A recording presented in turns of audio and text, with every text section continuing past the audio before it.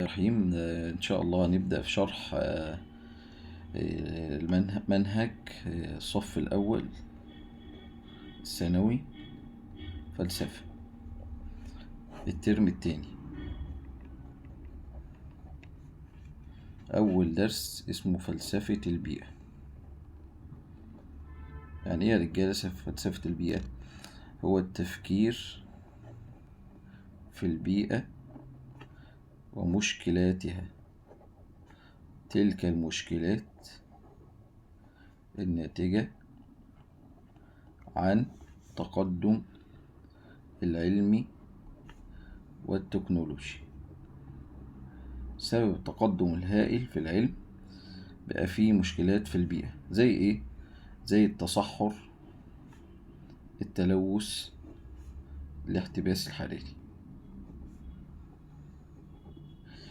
طيب كيف واجه العلماء تهديد البيئة؟ حافظوا ازاي على البيئة؟ أول حاجة إقامة توازن بين مطالب الإنسان والبيئة. زي ايه يا رجالة؟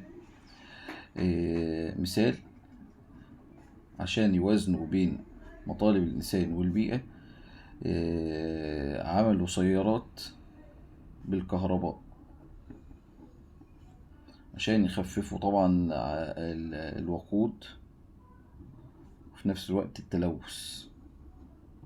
بقى كده وزننا بين مطالب الإنسان، وفرنا له سيارة، وفي نفس الوقت حافظنا على البيئة من التلوث. طيب تاني حاجة احترام حقوق الأجيال القادمة. ادينا مثال، قلنا الملك فاروق عمل ايه؟ أمر بإيه؟ بردم أمر بردم اسمه ايه؟ أمر بردم المنجم السكري، ليه؟ حفاظا على حقوق الأجيال القادمة، سابوا للأجيال الجاية. طيب تالت حاجة احترام حقوق الكائنات الحية. يعني ايه؟ يعني حضرتك بتصطاد مثلا، ميبقاش في حاجة اسمها صيد جائر. ما اجيش اصطاد السمك كله، اكهرب المية عشان اخد السمك كله. لا، خد اللي يفيدك وسيب الباقي. تمام؟ دي اول نقطة. طيب يعني ايه بقى تعريف البيئة؟ تعريف البيئة لغويا من باء يبوء تبوأ. يعني ايه؟ ومعناها المكان او المنزل الذي يعيش فيه الانسان.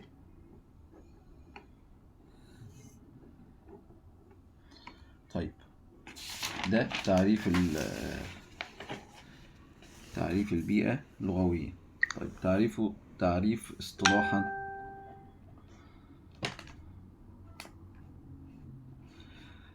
اصطلاحا هو كل ما يحيط بالإنسان ويؤثر فيه.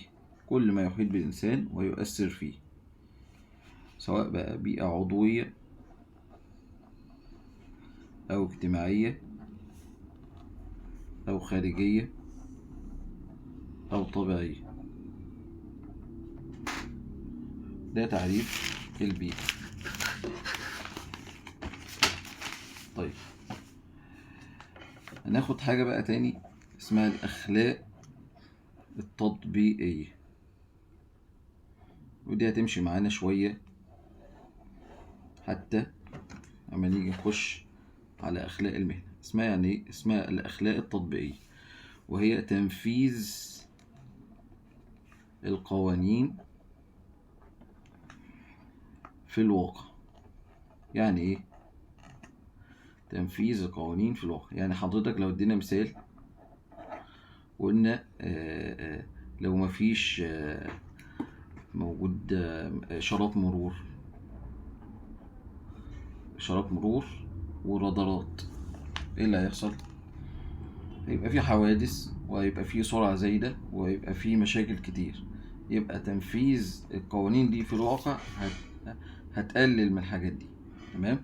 طيب، النقطة اللي هي بقى بتيجي في الامتحان: مراحل تعامل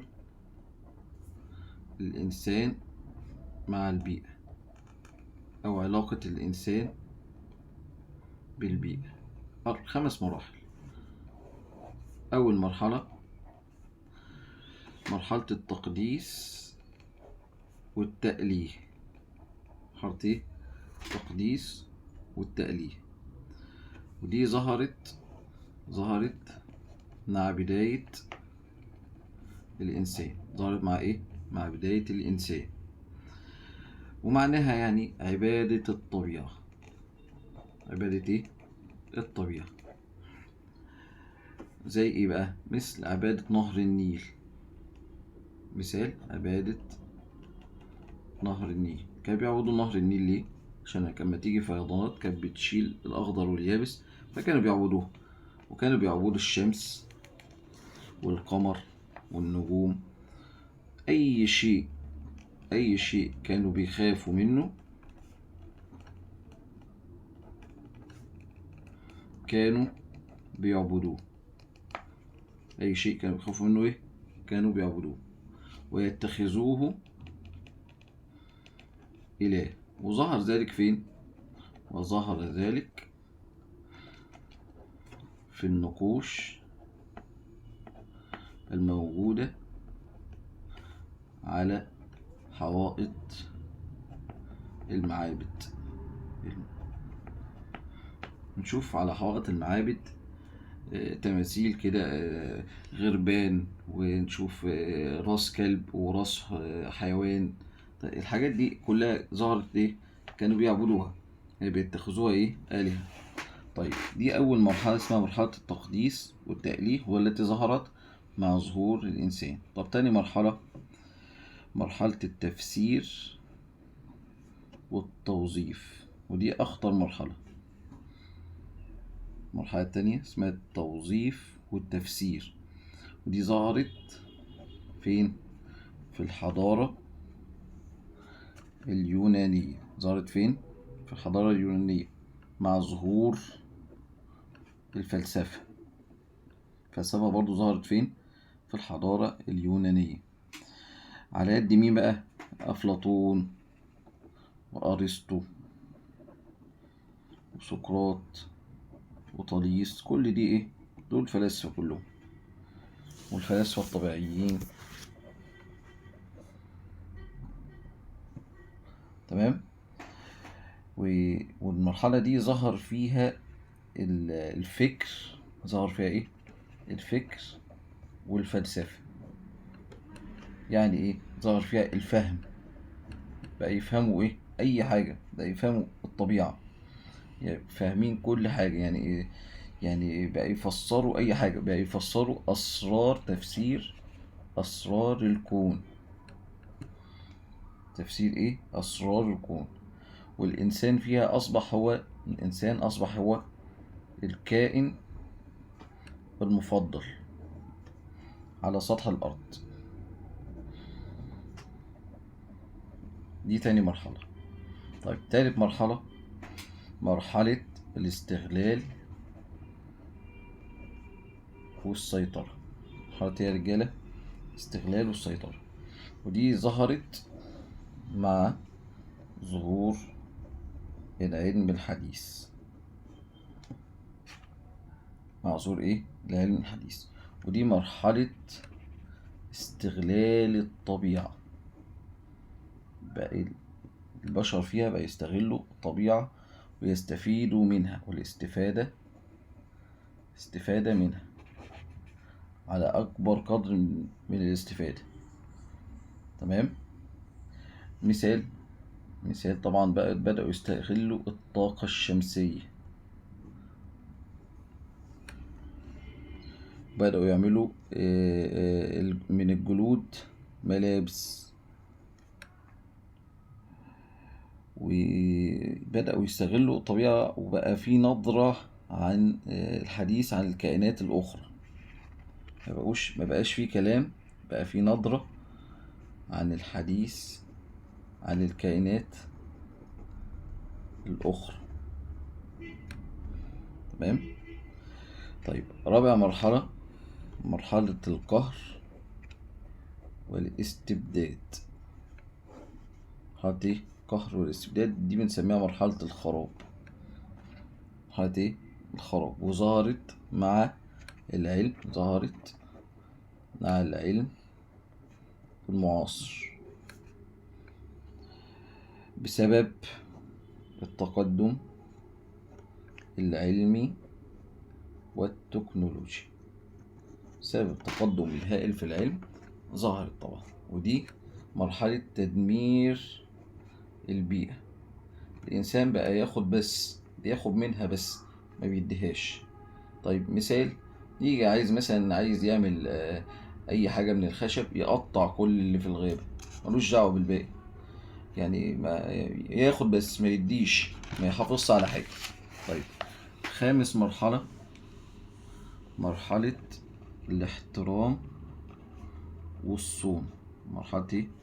الاحترام والصون، وظهرت في العصر الحالي.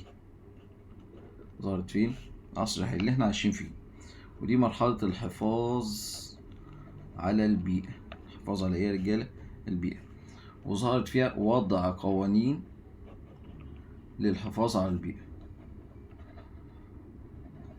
الدولة بدأت تحط قوانين عشان تحافظ على الايه؟ البيئة. مثال، منع اصطياد بعض الحيوانات. الدولة قالت ممنوع صيد بعض الحيوانات لأنها قابلة للانقراض، هتنقرض. تمام يا رجالة؟ طيب، مثال تاني، التقليل من استخدام الكيماويات. مثال تالت، استخدام السيارات الكهربائية بدل البنزين عشان يقللوا منين؟ التلوث. تمام. طيب، دي كده 5 مراحل لعلاقة الإنسان مع البيئة.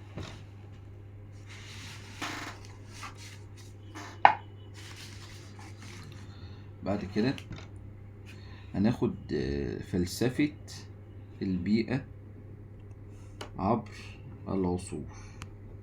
فلسفة البيئة عبر العصور.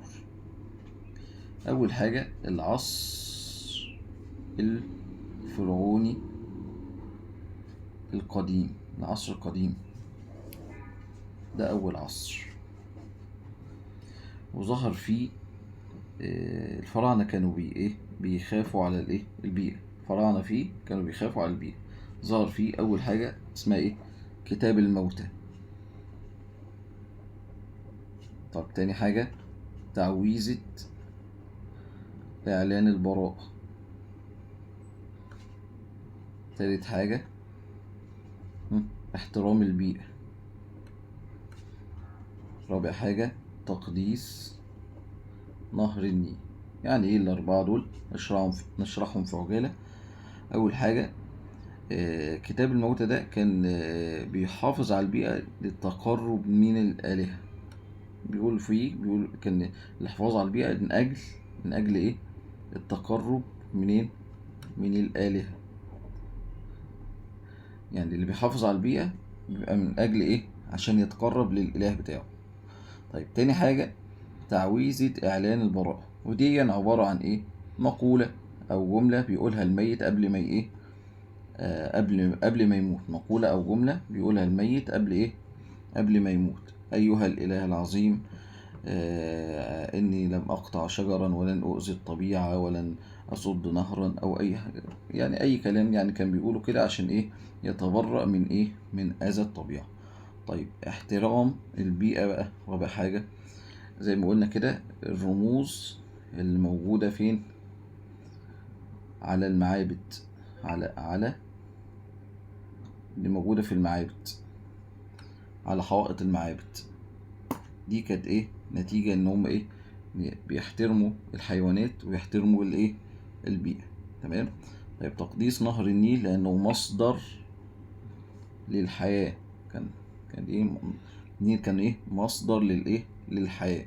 كانوا بيقدموا له الصلوات والقرابين عشان ايه؟ عشان يجي يمدهم بالمية، عشان برضو لما يمدهم بالمية ما يجيش فيضان ايه؟ يزيح كل حاجة. تمام. ده بالنسبة ايه؟ للعصر القديم او العصر الفرعوني. طيب تاني عصر اسمه العصر الحضارة الايه؟ العربية الإسلامية. وظهر فيها 2 من العلماء. أول عالم اسمه علي ابن رضوان. اسمه ايه يا رجالة؟ علي ابن رضوان. علي ابن رضوان دون كان طبيب أو دكتور. كان ايه؟ طبيب أو دكتور. ده درس البيئة. اسمه علي بن رضوان. درس البيئة وربطها بالايه؟ بالأمراض والأوبئة، وربطها بالصحة والسلامة والفيروسات. تمام. وقال إن الأماكن اللي بينتشر فيها الأمراض، في أماكن بينتشر فيها مرض معين وأماكن لأ. مثال، قال مثلا أوروبا مثلا أو البلاد الباردة ينتشر فيها إيه؟ ينتشر فيها قلنا البرد والإنفلونزا. طيب البلاد الحارة ينتشر فيها الأمراض الجلدية. تمام. ده اسمه علي ابن رضوان. طيب بالنسبة بقى عبد الرحمن، ده تاني عالم، عبد الرحمن ابن خلدون. عبد الرحمن ابن خلدون، وده كان فيلسوف ما كانش طبيب. ده كان ايه يا رجالة؟ كان فيلسوف. وده درس البيئة وعلاقتها بحبة حاجات. أول حاجة بالإيه؟ بالأخلاق. علاقة البيئة بالأخلاق يعني إيه يا رجالة؟ يعني في أخلاق موجودة في الصعيد مثلا مش موجودة في مصر. يعني هناك في الصعيد مثلا في حشمة، يعني تلاقي الواحد لابس جلابية وبيحافظ على ايه؟ ملابسه. طب نيجي هنا مثلا في مصر تلاقي مثلا ممكن واحد يمشي بشورت عادي او يمشي ببنطلون عادي، لكن ممنوع الكلام ده عندهم. طيب ايوه، درس البيئة بالاخلاق والملابس. وقلنا الملابس اهو، يعني الملابس قلنا في لبس مثلا موجود هنا يعني في مصر، في اوروبا ممنوع عندهم الحاجات دي، وفي لبس موجود في اوروبا ممنوع عندنا هنا في مصر. طيب درس البيئة وعلاقتها بالعادات والتقاليد. درس البيئة وعلاقتها بالايه؟ بالعادات والتقاليد. زي ايه يا رجالة؟ مثلا المرأة مثلا في الصعيد لا ترث، ما بتاخدش ميراث. طب هنا في مصر لا، ليها ميراث، ترفع قضية تاخد ايه؟ لكن ممنوع عندهم الكلام ده. تمام. وطبعا درس أهل البدو. درس البيئة بتاعت أهل البدو. قال إن هم يعني شخصيتهم خشنة. شخصيتهم إيه؟ خشنة، عندهم قدرة على التحمل. طيب وإيه تاني يا رجالة؟ ودرس البيئة وتأثيرها على الإيه؟ على العمل. يعني نيجي مثلا في بلاد مثلا زي مثلا الصعيد، فيها العمل فيها إيه؟ قليل جدا، فهتلاقي المعظم اللي شغال هناك شغال في الزراعة، او شغال فين، شغال في معظمهم شغال في الزراعة، او شغال في اي حاجة تاني تخص بالزراعة، بالراعي مثلا راعي الغنم. طب عندنا هنا في مصر تشتغل في اي حاجة، في مصنع، في شركة، في اي حاجة على حسب تعليمك. يبقى البيئة بتختلف من بتأثر على الايه، على العمل. تمام. بعد كده درس البيئة وقال ان البيئة بتأثر على ذكاء الانسان. ذكاء الانسان طبعا البيئة بتأثر على ايه، ذكاء الانسان في اماكن. طبعا زي ايه مثلا، بتوع اللي عايشين في البلاد الباردة دول ما بيطلعوش اصلا، يعني شبه ما بيطلعوش وما بيشتغلوش، غير اللي عايشين في البلاد المعتدلة. تمام. يعني بيتحركوا ويروحوا ويجوا، فاكيد طبعا دول عندهم ايه، ذكاء عندهم. تمام. يبقى المناخ، قال ان المناخ بيأثر على ايه، بيأثر على النفسية، بيأثر على الحالة النفسية. تمام. وعلى المزاج. المناخ بيأثر على ايه، الحالة النفسية والمزاج. عشان كده قلنا البلاد الباردة فيها شغل كتير غير البلاد المعتدلة. طيب دول علماء الايه، العلماء الإسلاميين. علماء، هناخد بقى بعد كده ايه، علماء الغرب او الأوروبيين. دول برضو في اتنين من العلماء. أول واحد ألدو ليوبولد. ألدو ليوبولد ودون قال إن الحفاظ على البيئة مهمة فلسفية. الحفاظ على البيئة مهمة إيه، فلسفية. تمام. والأخلاق بتاعته كان سماها إيه، أخلاق الأرض. ليه سماها أخلاق الأرض؟ سمى أخلاق البيئة، سمى البيئة بأخلاق الأرض ليه؟ لأن قال إن الإنسان كائن من ضمن الإيه، الكائنات الحية. يعني إيه؟ طب إيه هي الكائنات الحية؟ اللي هي الإيه، النبات والحيوان والتربة والمية. قال إن الإنسان ليس مستعمر لهذه الإيه، الكائنات، ولكنه عضو فيها. مش مستعمر بقى، إيه، عضو فيها. تمام. يبقى أراد أن يغير، هنقول كده أراد أن يغير فكرة الإنسان من مستعمر للأرض وسيد لها إلى أنه عضو عادي فيها. ودي تسمى إيه، أخلاق الأرض. تسمى إيه، أخلاق الأرض. تسمى يا رجالة أخلاق الأرض. يبقى تحول الإنسان من سيد الكون أو المستعمر إلى عضو إيه، إلى عضو خامس في الإيه، الكائنات الحية. تمام. آخر عالم اسمه هانز يونيس. هانز إيه، يونيس. وده أخلاق بتاعته اسمها أخلاق المسؤولية. أخلاق يا رجالة المسؤولية. طبعا عارفين الآية، إن عرضنا الأمانة على السماوات والأرض والجبال فأبين أن يحملنها وحملها الإيه، الإنسان إنه كان إيه، ظلوما إيه، جهولا. وطبعا ما أردش إن هو يقول الآية لأنه أصلا مش مسلم، ولكن إيه، هو قال إن الإنسان هو اللي إيه، حامل مسؤولية الإيه، البيئة. تمام. هيتحمل مسؤولية الإيه، البيئة، لأنه الإيه، الكائن المدرك والواعي. مين اللي هيتحمل؟ الإنسان يتحمل المسؤولية، أو البيئة ليه؟ لأنه الكائن المدرك والواعي الذي يملك الإيه؟ العقل. تمام؟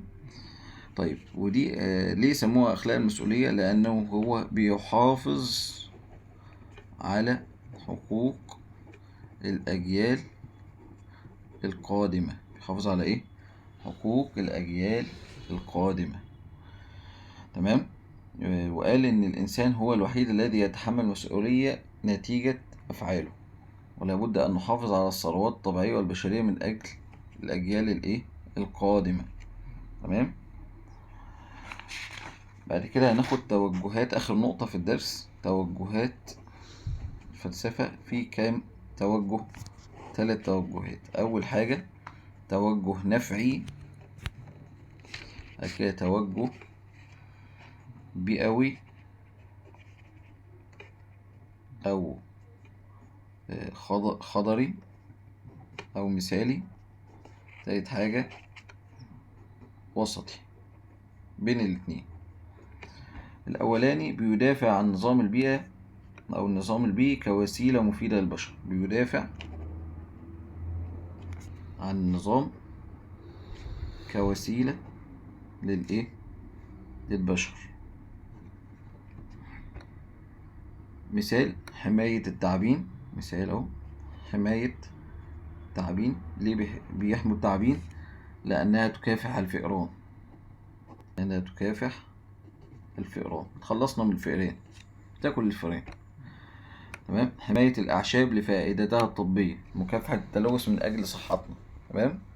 ده أول إيه؟ توجه. طب التوجه التاني اللي هو اسمه المثالي، يدافع عن النظام البيئي، يدافع عن النظام البيئي. ليه بقى؟ كقيمة جوهرية